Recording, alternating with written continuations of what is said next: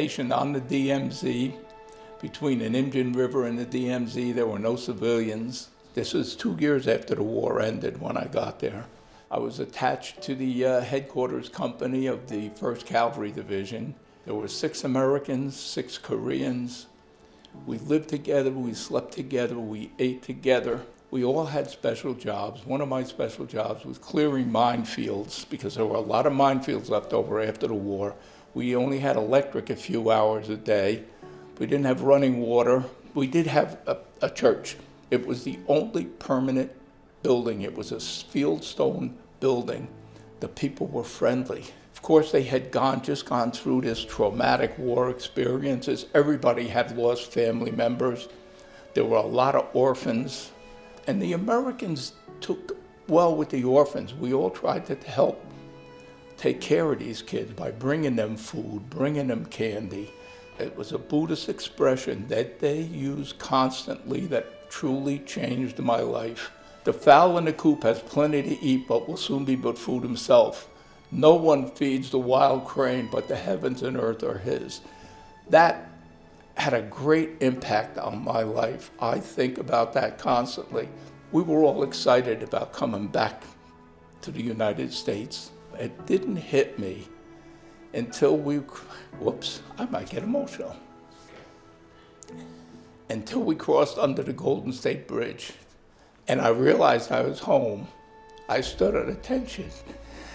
I stood at attention saying, God bless America. Let me tell you about the missing man table that's sitting right here behind me.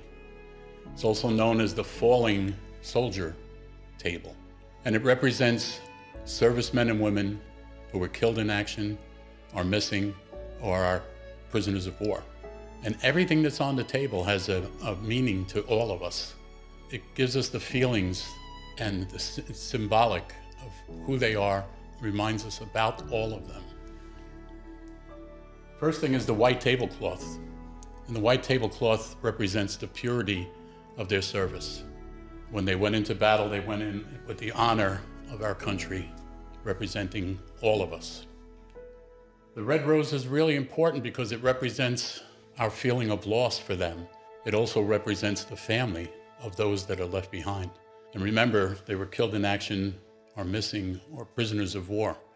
So that rose has a much deeper meaning. And it's joined in that vase with a red ribbon.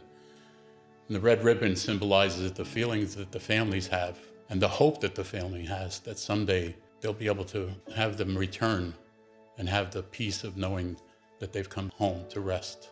A few years ago, my wife and I, with her sister and husband, went to Normandy.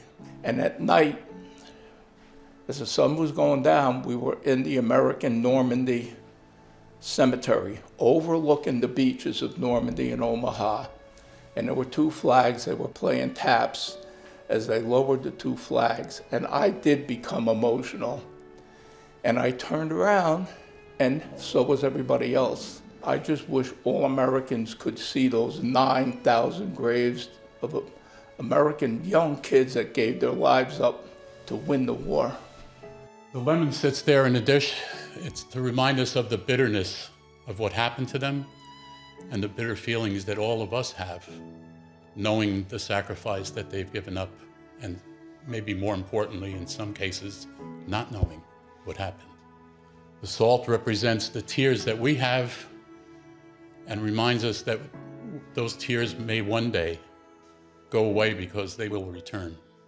And that's the reason for the candle. The candle is lit to remind us that we have the hope that one day they will return.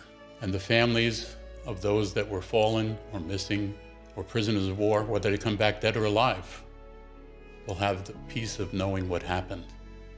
And that's what the concern is right now, is that for many, they don't know that peace. Lastly, we have the Bible on that table that represents the goodness that they had in their hearts and that God was on their side when they went to war and represented this nation. They served with honor for a country that was founded under God.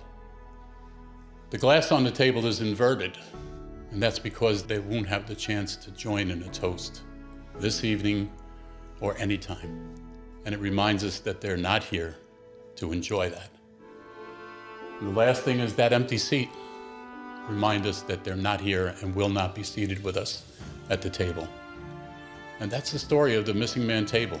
I hope that it gives you the same peace and symbolic messages that it gives to me.